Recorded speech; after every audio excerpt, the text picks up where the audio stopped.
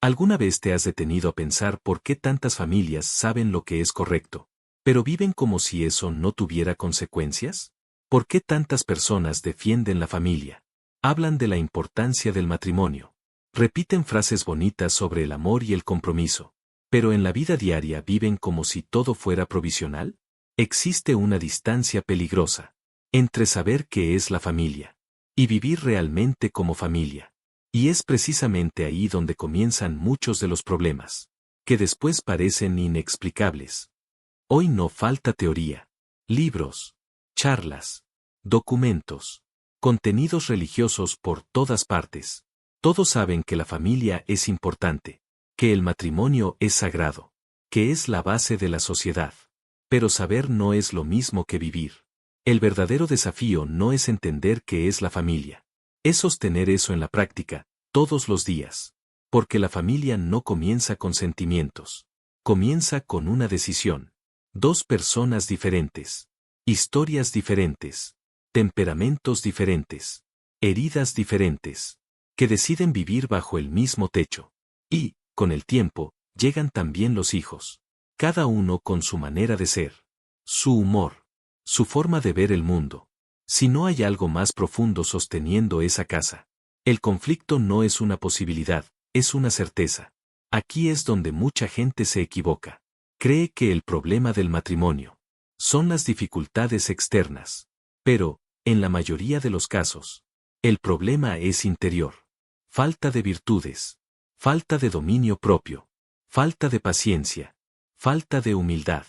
Las virtudes no nacen listas. Las virtudes se adquieren. Y si no se buscan, la convivencia se convierte en un campo de batalla silencioso. Existe una verdad que incomoda, pero necesita ser dicha con claridad. Lo que es natural en el ser humano no es la virtud, es el desorden, la inclinación al egoísmo, al orgullo, a la impaciencia, al placer sin límites, a la huida de la responsabilidad. Si la persona no lucha contra eso, esas inclinaciones toman el control de la casa. Basta mirar la propia historia de la humanidad. Desde el principio, la familia siempre fue un lugar de prueba. La primera pareja ya experimenta ruptura. Los primeros hijos ya experimentan violencia. Los grandes personajes de la historia bíblica cargan conflictos profundos dentro de sus hogares. La Biblia no idealiza la familia, revela la realidad. Y la realidad es esta. Sin Dios, el ser humano desordena todo lo que toca. Pero atención, eso no significa que el matrimonio sea un error. Significa que es serio. Muy serio. Más serio de lo que la mayoría de las personas imagina. Cuando dice sí. Durante mucho tiempo, las personas entraron en el matrimonio, sin comprender el peso de esa elección, como si fuera solo un paso natural de la vida, como si fuera una solución para la soledad, como si fuera un premio por no tener otra vocación. Pero el matrimonio no es lo que sobra. Es un llamado. Y todo llamado exige madurez. Asumir una familia. No es solo querer estar con alguien. Es asumir la responsabilidad de construir un ambiente donde el otro pueda crecer en dignidad, donde los hijos puedan formarse como personas, donde el amor no sea solo sentimiento, sino compromiso sostenido. Cuando esto no se toma en serio, el matrimonio comienza frágil. Y lo que comienza frágil no resiste por mucho tiempo a las tempestades. Después de la introducción del video, si este tema toca tu historia, permanece aquí. Tal vez estés escuchando esto, no para juzgar a nadie, sino para comprender mejor qué está ocurriendo dentro de tu propia casa. A veces, la claridad ya es el primer paso hacia la restauración. Muchos conflictos familiares no surgen de grandes pecados. Surgen de pequeñas desórdenes aceptadas como normales. Faltas de respeto diarias. Ironías constantes. Silencios prolongados. Negligencia espiritual. Cosas que parecen pequeñas, pero que, con el tiempo, corroen la estructura del hogar. El problema es que el efecto no es inmediato. Nadie ve la casa derrumbarse el primer día. Pero, poco a poco, los cimientos van cediendo. Y cuando la crisis estalla, las personas dicen que fue de repente. Casi nunca lo es. Por eso el matrimonio no puede ser tratado como una broma. No es un acuerdo provisional. No es una prueba. No es un contrato emocional. Es una alianza. Y las alianzas exigen fidelidad, renuncia y responsabilidad diaria. En el fondo, lo que está en juego no es solo la felicidad de la pareja. Es el futuro de la familia, de los hijos y de la propia sociedad. Cuando el matrimonio se banaliza, todo a su alrededor comienza a desordenarse. Al final de este camino, vamos a mirar con mayor profundidad cómo esta falta de seriedad afecta la vida concreta de las familias. ¿Y por qué tantos hogares se están convirtiendo en lugares de cansancio, en lugar de refugio? Con el tiempo, cuando el matrimonio no se vive con conciencia de lo que realmente es, algo comienza a cambiar dentro del hogar. No de forma escandalosa, no con grandes rupturas al inicio, sino de manera silenciosa. El diálogo se vuelve más funcional que profundo. Las conversaciones pasan a girar solo en torno a tareas, cuentas, horarios. Lo que antes era compartido se transforma en logística. Y casi nadie se da cuenta cuando esto comienza. El problema no es hablar de cosas prácticas. El problema es cuando solo se habla de eso. Cuando la pareja deja de mirar hacia adentro. De tocar los temas difíciles. De sostener conversaciones que exigen paciencia y escucha. La vida se vuelve superficial. Y las relaciones superficiales no soportan el peso de la vida cotidiana. Aquí surge un punto central de la vida familiar. El matrimonio no se sostiene solo con buena voluntad. Necesita formación interior. Las virtudes no aparecen espontáneamente. Necesitan ser educadas. Y la primera escuela de esas virtudes es la propia vida familiar. Cuando falta esa formación interior, cada conflicto se convierte en una amenaza. Una palabra mal dicha genera heridas profundas. Un pequeño error se transforma en acusación constante. El pasado comienza a usarse como arma. No porque las personas sean malas, sino porque no aprendieron a lidiar con sus propias fragilidades. Es en este contexto donde muchos matrimonios comienzan a desgastarse. No por falta de amor inicial, sino por falta de estructura para sostener ese amor. El sentimiento existe, pero el carácter no acompaña. Y cuando el carácter no sostiene, el amor se cansa. La convivencia diaria revela lo que antes permanecía oculto. Orgullo, impaciencia, deseo de control, dificultad para pedir perdón, resistencia a reconocer errores. Todo eso siempre estuvo ahí, pero ahora ya no hay donde esconderse. Aquí aparece una de las mayores ilusiones modernas sobre el matrimonio. La idea de que basta combinar bien, para que todo funcione. Como si el problema fuera solo compatibilidad. Pero el matrimonio no fracasa por falta de afinidad. Fracasa por falta de virtud. La afinidad ayuda. La virtud sostiene. Cuando la familia no entiende esto, comienza a buscar soluciones superficiales. Cambio de ambiente. Cambio de rutina. Distanciamiento emocional. Compensaciones externas. Nada de eso resuelve el problema central. Porque el problema no está afuera. Está dentro. La consecuencia más visible de esta falta de seriedad es el cansancio. Un cansancio que no es físico. Es espiritual. El hogar deja de ser un lugar de descanso. Volver a casa deja de traer paz. El silencio deja de ser cómodo. Y muchos comienzan a buscar alivio fuera de aquello que debería ser el centro. Otro efecto frecuente es la pérdida gradual del respeto. No un irrespeto abierto, sino pequeños gestos, interrupciones constantes, tono irónico, descalificación sutil, indiferencia, cosas que no parecen graves aisladamente, pero que, acumuladas, destruyen la dignidad del vínculo. Cuando esto se instala, el matrimonio pasa a vivirse en modo supervivencia. Ya no se sueña, no se construye, solo se evitan conflictos mayores. Y esa no es la finalidad de la familia. Aquí se percibe el papel esencial de la vida espiritual. No como accesorio, no como tradición cultural, sino como fundamento.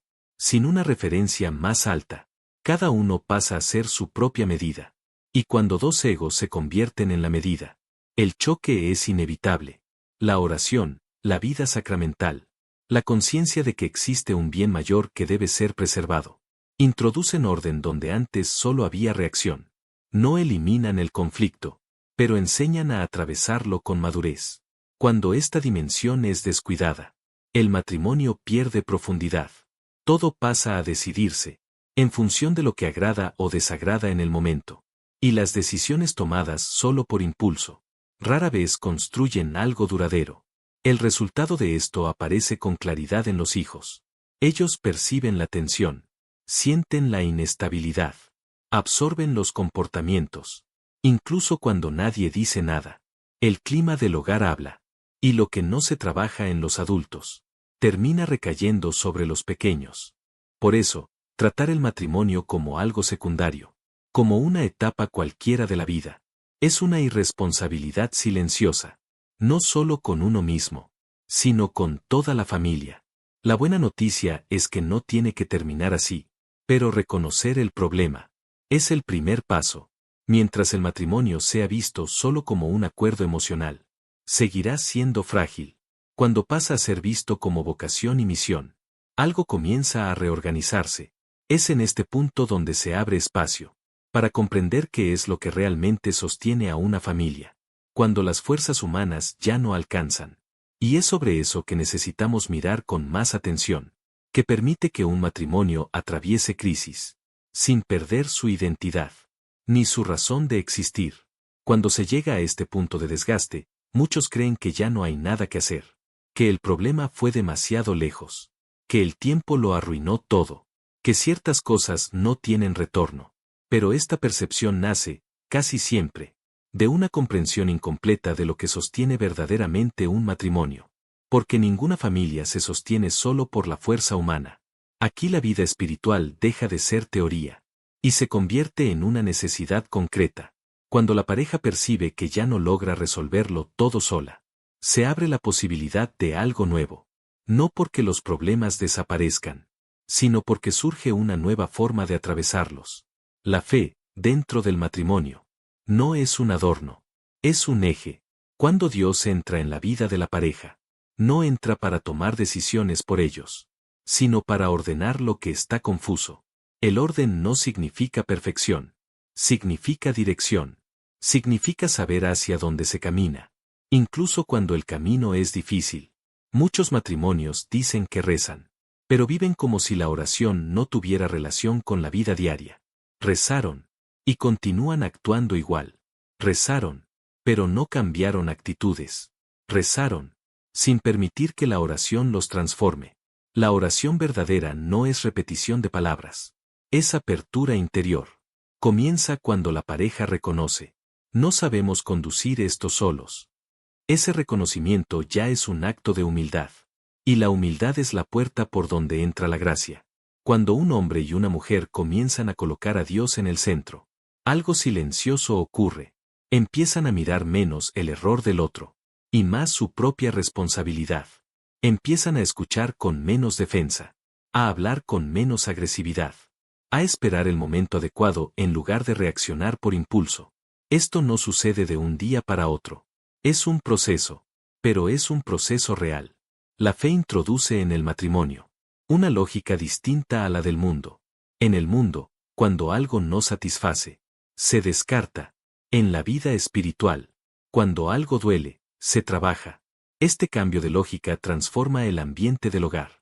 El diálogo deja de ser un campo de batalla y pasa a ser un espacio de construcción.